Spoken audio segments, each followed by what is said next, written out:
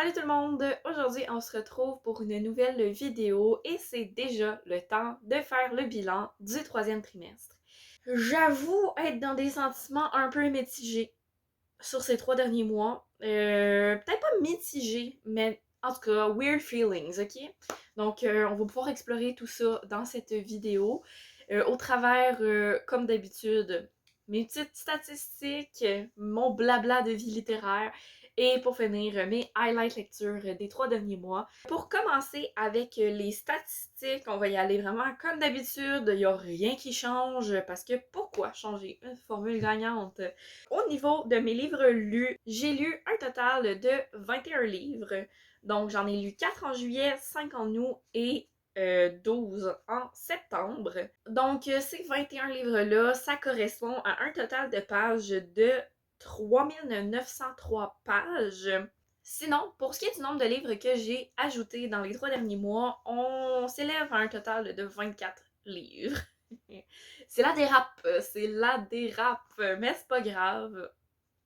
On va réussir à get over it et lire tous ces livres at some point dans la vie un jour. Pour ce qui est des sagas, j'ai commencé 5 sagas dans les 3 derniers mois. J'en ai terminé 4, encore une fois, lesquelles je m'en souviens plus. Puis on va vivre avec ce fait-là. Par contre, je peux vous dire aussi que j'ai DNF une saga qui est la meurtre de Garval. Donc il me restait uniquement le dernier tome à lire et je pense que j'ai juste manqué le bateau par rapport à cette saga-là avec le dernier tome. Je pense que ma lecture du dernier tome m'a trop attendu par rapport au moment où j'ai terminé le 3e tome et que j'étais dans le feu. Je voulais savoir qu'est-ce qui se passait avec cette histoire-là. Voilà, c'est ce qui conclut mes petites statistiques. Encore une fois, je n'irai pas plus loin, vous êtes habitués, vous connaissez la chanson. Donc, on va tout de suite passer à ce que j'ai à dire sur ma vie littéraire. And honestly, qu'est-ce que j'ai à dire sur ma vie littéraire? C'est juste comme un été étrange, ok? On va le nommer comme ça. Qu'est-ce qui s'est passé cet été? Oh wow! C'était le bordel. At this point, je pense que vous commencez, si vous me suivez depuis un certain temps, à être habitué. L'été, pas mon best vibe, généralement. C'est beaucoup dû à ma situation de travail parce que je travaille en camp de jour et je pense que tu peux comprendre à quel point c'est demandant de travailler dans un camp de jour juste quand tu travailles dans un camp de jour ou que tu as déjà travaillé dans un camp de jour.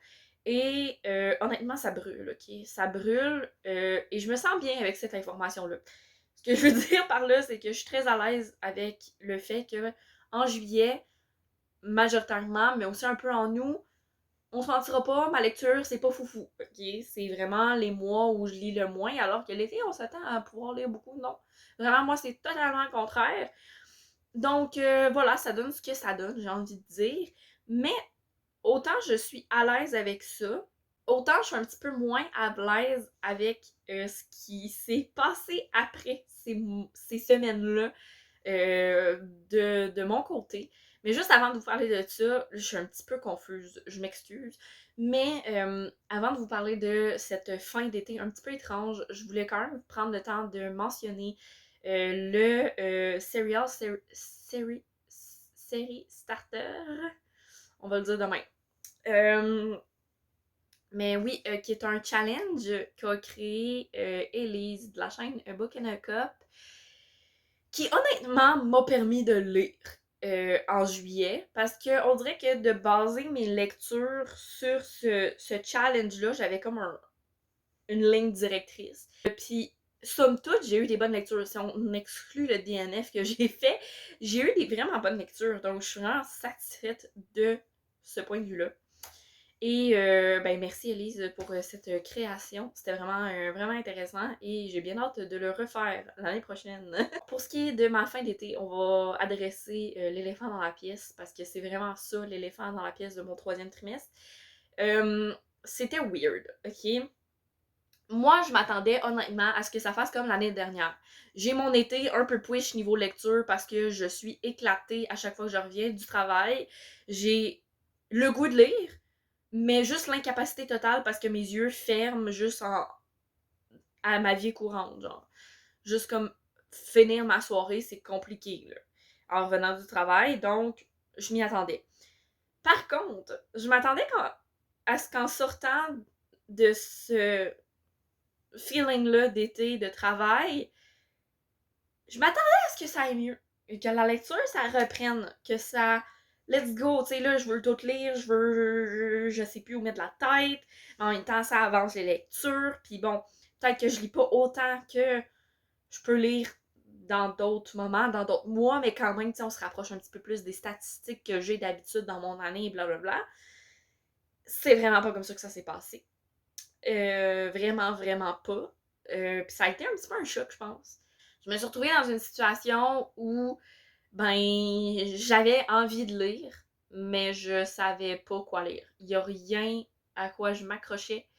Je commençais un livre, je lisais 10 pages, je le fermais, je le touchais plus, j'allais vers un autre livre que je lisais 10 pages, et je le fermais, je le touchais plus, puis ça s'est promené un peu comme ça. Ça a fait qu'il y a des livres qui se sont commencés, qui se sont jamais vraiment avancés. Je pense entre autres à Beach Read, que je suis juste passée à côté cette année, parce que quand j'avais l'opportunité, je vais dire, de le lire dans le mood estival et tout, ça a comme pas fonctionné. Puis là, je me suis retrouvée à l'automne qui approchait, puis ça me tentait pas de lire ça. Tu sais, il y a une fin de semaine, j'ai lu 2 livres, puis après ça, j'ai plus rien lu, tu sais. C'est ce genre de weird feelings-là. Mais encore une fois, les lectures que j'ai faites, c'était des super bonnes lectures. Donc, how to feel about it, I don't know, ok? J'ai lu 4 livres et 5 livres là, cet été. En juillet et en août. C'est pas des mauvaises statistiques, là. J'en suis totalement consciente. Puis, ben, je dis c'est pas des mauvaises statistiques. Non, c'est pas des mauvaises statistiques. C'est juste que c'est inhabituel pour moi cette année. Pour moi qui a lu des 11 et 14 livres et 9 livres, qui a rarement été en bas de 7 livres, on va dire, sur un mois. Je trouve ça un peu raide, tu sais, vous voyez le genre. Et ce qui m'a, je trouve, permis de garder un peu le cap, de me remettre dedans, de revenir, déjà de pouvoir vraiment me mettre dans des lectures d'automne. À partir de septembre, on dirait que ça a plus fité avec mon mood interne, de y aller dans quelque chose qui est un petit peu plus, c'est ça, un petit peu plus cosy, un petit peu plus forestier. Je sais pas pourquoi, mais mon vibe, là, c'est vraiment genre lire avec les feuilles qui tombent, ok? C'est vraiment ça en ce moment. Puis c'est ça depuis genre fin août. Fait que c'était weird de se dire, non, mais on a encore l'été, Salomé, tu peux pas lire. Ben, tu peux pas lire des lectures d'automne. Ouais, c'était vraiment, vraiment, vraiment, vraiment, vraiment étrange. Et c'est, entre autres, ce qui a fait en sorte aussi que j'ai pas réussi à lire ma lecture marquante du 3e trimestre. D'ailleurs, je m'excuse, Mamaki. De tout mon cœur, j'ai essayé de lire People We Meet on Vacation. Mais ça va aller l'année prochaine. Je peux pas. Ça le fera pas. J'ai essayé. Mais je suis tellement loin du mot d'été que ça l'a vraiment juste pas fait. J'aurais essayé. Donc, ça donne ce que ça donne. C'est ça un peu mon été, un peu étrange. Et mon mois de septembre, qui, somme toute, a quand même vraiment mieux été. Et on dirait que dans ma tête, ça ne fit pas que le mois de septembre est mieux été parce que je suis rentrée à l'université. C'est beaucoup d'adaptation. Je suis éclatée, épuisée. Et pourtant, je trouve quand même le moyen de lire. Définitivement, ce qui m'a permis de faire autant de lectures, je pense, en septembre, c'est de lire du graphique. Donc, j'ai lu un album, j'ai lu beaucoup de BD. D'ailleurs, parenthèse, si vous avez des recommandations de BD, vraiment, allez-y all-in. Tout ce qui vous passe par la tête, des BD, des albums, des romans graphiques, peu importe, que vous avez vraiment aimé, n'hésitez pas à les mettre en commentaire. Ça va me faire plaisir de prendre vos recommandations parce que je vais pas vous mentir, je suis un peu à court de BD à lire. Puis je sens que c'est ça qui va me permettre de tenir au travers de l'université en termes de lecture. Donc, merci de vos recommandations, guys. C'est très apprécié. J'en parle relativement rapidement. Je vais plus en parler, je pense, au 4e trimestre. Mais c'est vrai que l'arrivée du Pumpkin Autumn Challenge, je ne pensais pas, mais ça m'a vraiment boosté. Niveau lecture, ça m'a vraiment comme motivée. Et étrangement aussi, le vlog BookTok. Que là, on dirait que je suis rendue dans une. Je suis en train de filmer la deuxième partie. Je suis dans une espèce de série dans ma tête, là, mais vous pouvez même pas imaginer à quel point ce qui se passe dans ma tête, c'est intense au niveau de ces vlogs-là. Mais j'ai vraiment du fun. Fait que, on dirait que ça fait du bien. Tu sais, même si c'est des romans, que c'est peut-être des trucs qui me demandent un petit peu plus de temps au niveau lecture, parce que, bon, j'ai pas le temps, justement. Donc, je me ramasse à les lire sur des périodes un petit peu plus étendues. Ben, j'ai quand même vraiment gros du fun à filmer ces vlogs-là. Donc, j'ai hâte d'ailleurs que vous voyez la deuxième partie. Voilà, c'est tout ce que j'ai à dire. Genre, Pumpkin Autumn Challenge, vlog et BD. C'est ça qui me permet de rester sur la track présentement. Mais on apprécie quoi. C'est correct aussi d'être un petit peu moins dedans. Je suis dans l'acceptation de ça présentement. Que ma fin d'été a pas été comme je le pensais, mais que c'est correct quand même. C'est correct. On a le droit d'avoir des petites passes, on veut pas lire. Puis c'est correct. Mais je pense que ce qui m'a vraiment mis des bizarres de sentiments, c'est que j'avais envie de lire, j'étais pas capable. Puis ça, c'est frustrant. Voilà, je pense que c'est le dernier mot que je vais mettre sur toute la saga, l'épopée de mon été. Et ben sur ce, on va passer au highlight. Il y en a pas beaucoup, je vais pas vous mentir, pour ce troisième trimestre, mais en même temps, vu le peu de lecture que j'ai fait, je considère que c'est quand même comme normal. Voilà, puis tu sais, il faut garder en tête aussi que honnêtement, la majorité de mes lectures pendant les 3 derniers mois ont été vraiment bonnes. Mon premier highlight, définitivement, c'est Absolu de Margot Dessen. Oh my god! C'était tellement bon, guys! Ok, mais genre. Ah! Vraiment, j'ai trippé, ok? J'ai trippé. C'est un livre qui m'a pris de l'intérieur. C'est un livre pour lequel je me suis couchée beaucoup trop tard. C'est un livre qui m'a empêché de dormir, littéralement, parce que, genre, je rêvais de ce qui se passait dans ce livre-là. Puis pour vous dire à quel point j'étais impliquée dans l'histoire, je me souviens de la dernière nuit que j'ai passée avec ce livre-là. Je me suis couchée vers comme 2h, 2h30 du matin parce que je sais comme faut vraiment que j'aille dormir. Et pendant toute la nuit, je me réveillais peut-être aux demi-heures ou aux heures en pensant que j'étais moi-même mobilisée dans la zone, puis que là, genre, wow! Ok, ça a fait une vraiment drôle de nuit, ok? Vous pouvez même pas imaginer à quel point. Mais je pense que c'est ce qui montre à quel point un coup de cœur peut être vraiment prenant. À quel point, quand tu rentres à 100% dans un livre, tu rentres dedans. Puis, il y a rien à remettre en question de ça. Puis c'est ça que je trouve beau. Je tiens quand même à adresser un truc, okay, mais ça va être un spoiler. Donc, je vais vous mettre un timing spoiler. Il va y avoir un truc dans l'écran qui vous indique que c'est un spoiler.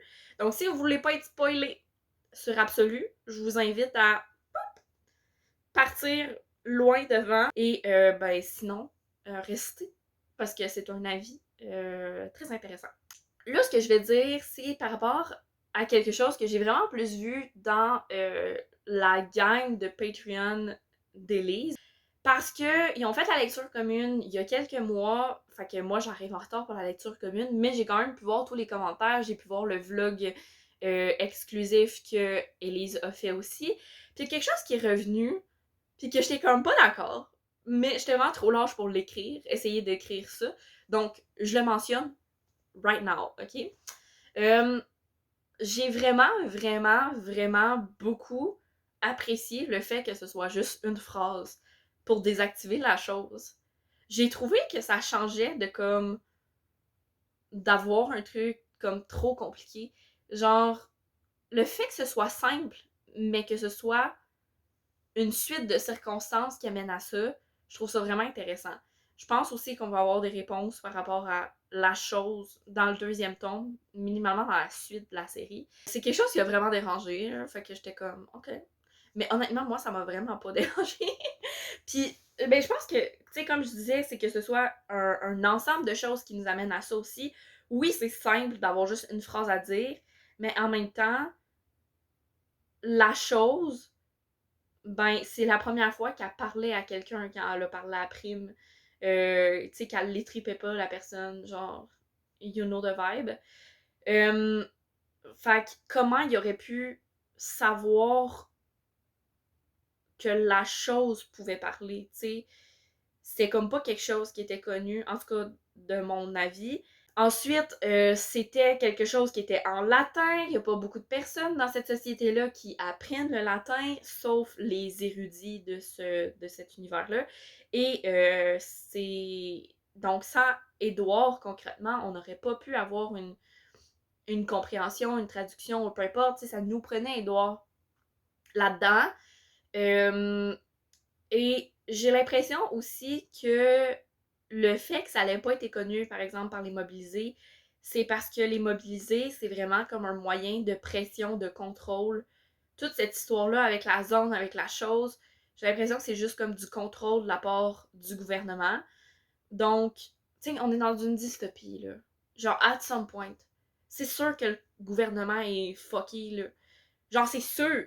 Fait que j'ai vraiment l'impression que le fait qu'une information aussi simple n'ait pas été transmise, c'est vraiment parce que c'était un peu du contrôle par la peur ou par la reconnaissance ou whatever, je sais pas. On sait pas trop c'est quoi vraiment les feelings des gens par rapport à la zone. T'sais, on dirait qu'ils sont très très reconnaissants. C'est comme, oh my god, c'est une chance de pouvoir aller dans la zone.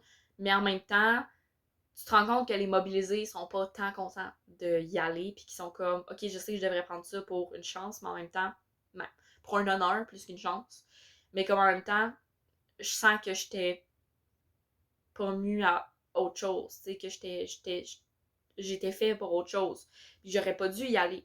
Donc, c'est beaucoup ça, ces sentiments-là, puis j'ai l'impression, je sais pas, c'est vraiment comme ça que je le ressens.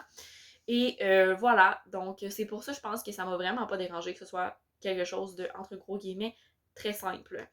Euh, mais moi, je l'ai pas ressenti comme quelque chose de nécessairement simple, dans le sens que j'ai trouvé intéressant que ça ait l'air simple, mais que c'est une combinaison de circonstances qui permettent que ça se soit fait, genre.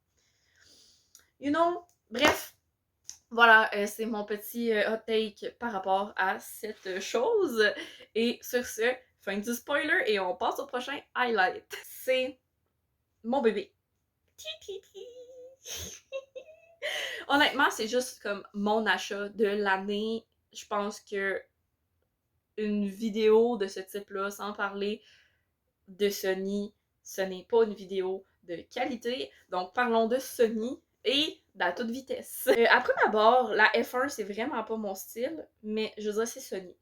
Puis quand j'ai découvert le premier jet de cette histoire-là, déjà j'avais été accrochée. Et mon intérêt, je vais dire, pour le sport automobile était vraiment pas ce qui est aujourd'hui.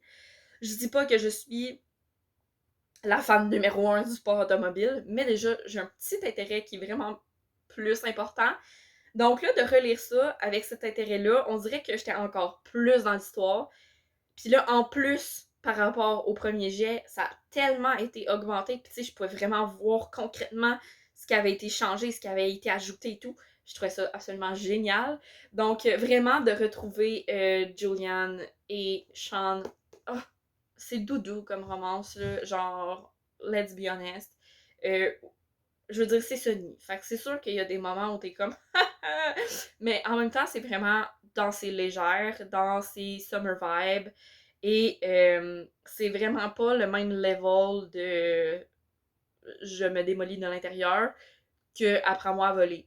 Mais c'est tout aussi bon. Mais à un moment donné, je pense qu'il y a juste comme Sony. Elle a une place dans mon cœur et peu importe ce qu'elle va écrire, je vais toujours apprécier. I wish, though. Jusqu'à maintenant, ça se confirme. Jusqu'à maintenant, ça se confirme. Et je suis vraiment satisfaite de ça. Oh, ça l'a fait du bien, guys. Ça l'a fait du bien. Ça a été une petite remontée, ça a été une lecture rapide que j'ai faite en nous, je crois. Il me semble, parce que il me semble que je l'ai reçu et j'ai fait comme oh, ok, toi je te lis tout de suite. Ça m'a vraiment permis de retrouver des personnages, des relations aussi, parce que je trouve que Les relations m'accrochaient déjà avec le premier jet. Là, les relations plus poussées, plus construites, encore plus développées, c'était du bonbon, là. Puis je pense que c'est comme une des plus grosses forces de ce livre-là. C'est les relations entre les personnages, les relations de Julian avec son père, avec sa mère aussi, relations entre Julian et Sean, of course. La relation entre Sean et Theo aussi, qui est assez intéressante. Même si ça donne des petites envies de meurtre. Voilà. C'est tout ce que je vais dire. Donc, sur ce, si vous avez la chance de tomber dessus et que ça vous intéresse un minimum, foncez. Mais je pense que faut pas nécessairement être intéressé par la Formule 1 pour foncer sur ce livre-là. Je pense que juste si t'aimes les relations humaines, un minimum, ou que t'aimes en lire, ça peut être un vraiment bon livre. Voilà. Mon dernier highlight, c'est... Oh, c'est une lecture doudou. Une lecture doudou que je le sais que je vais la refaire juste pour le confort quand je file vraiment pas bien. Et il s'agit de la saga des Dragontés, la trilogie des Dragontés. Donc, qui commence par le premier tome, La Société des Dragontés. C'est juste absolument adorable. Les images sont tellement cute. Les Dragontés. Oh, l'amour de ma vie. Les Dragontés. Je veux un Dragonté. Je peux pas avoir de Dragonté et c'est un de mes plus gros deuils de l'année. Ok, sachez-le. Genre, je veux un Dragonté et à chaque fois que je pense au fait que je pourrais pas en avoir, ça me rend triste. Donc voilà. Puis là, je suis en train de penser à ça. Je pourrais m'en tricoter un. On va me faire un petit Dragonté. Faudrait que je pense à ça.